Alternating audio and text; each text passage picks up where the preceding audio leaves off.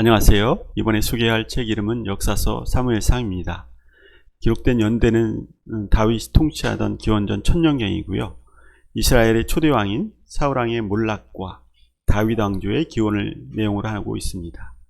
이 책에는 네 사람의 전기가 기록되어 있는데요. 첫째는 엘리, 사무엘, 사울왕, 그리고 젊은 시절의 다윗의 행적이 있습니다. 먼저 엘리는 사사시대가 끝나갈 무렵으로 사사와 제사장으로 40년간 활동하였는데요. 성격이 너무 인자한 탓인지 그의 두 아들 홈니와 비누아스의 옳지 못한 행실도 엄하게 다루지 못한 것 같습니다. 그것 때문인지 도덕적 부패가 심하고 오랫동안 죄 가운데 있었을 때 블레셋 사람들의 침략에 패했고 엘리의 아들들은 살해당했고 또 그때 하나님의 언약궤마저 빼앗겨 버립니다. 두 번째 인물 사무엘은 마지막 사사이자 최초의 선지자라 하겠습니다. 또 그는 군주정치의 창설자이고 그뿐 아니라 그는 자신의 고향 라마에 지금의 신학교와 같은 선지자 양성소를 설립하였습니다. 사무엘을 말할 때 그의 어머니 한나의 기도를 빠뜨릴 수가 없겠지요. 사무엘 같은 선지자가 나기 전에 준비된 것이 나실인 법이었습니다. 이 법은 하나님께서 특별히 제정하신 법인데 어떤 여인에게 아기를 낳지 못하게 합니다. 그러면 그 여인은 가정에서 구박을 받거나 아니면 후초가 들어오게 되거나 하면서 여러 어려움을 겪게 되지요. 따라서 그의 어려움은 실현이 되고 결국 하나님께 하소연을 하게 되는데 하나님은 태어날 아기를 나실인으로 구별하여 하나님과 교제할 것을 조건으로 삼고 그 여인의 닫힌 태를 열어 아기를 잉태하도록 해주십니다. 그런 이의 대표 주자가 바로 삼손, 사무엘, 세례 요한이지요. 이같이 사무엘을 통해 하나님은 독립됐던 지파를 통합해 한 개의 국가로 발족하는 데 사용합니다. 또 사울 왕의 곁에서 왕이 실족할 때마다 충실한 충고자가 되지요. 초기의 사울 왕은 장래가 촉망되고 매우 희망적인 왕이었지만 후에는 하나님의 제단 앞에서의 무례함, 아말렉 문제에 있어서는 하나님 지시에 불순종했고 다윗에 대한 시기와 증오로 그를 죽이려 했으며 신접한 여인에게 정신줄을 놓는 등 죄 가운데 있다가 블레셋과의 전투에서 그만 세 아들과 함께 죽고 맙니다. 다음 인물은 다윗 왕인데요. 룻과 보아스에게서 태어난 이세의 8번째 아들입니다.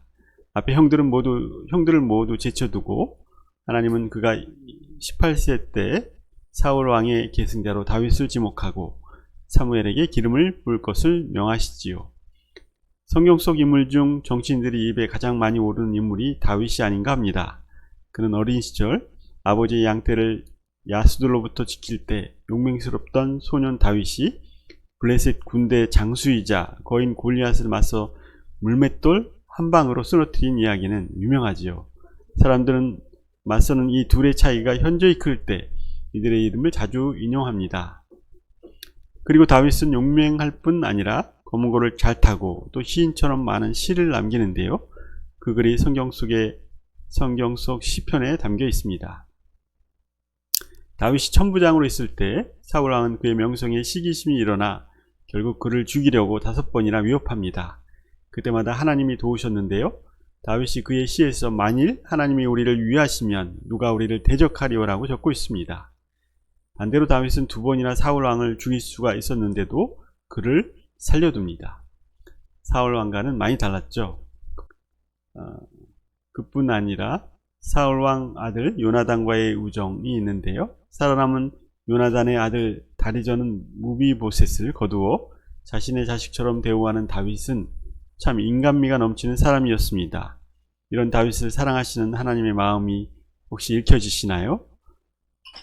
하나님은 자신의 일을 시키고자 때로 사무엘 같은 나실인을 준비시키거나 또 마음에 합한 사람 다윗을 찾기 위해 첫째, 둘째, 셋째도 아닌 8째 막내를 기다리는 마음을 엿볼 수 있습니다.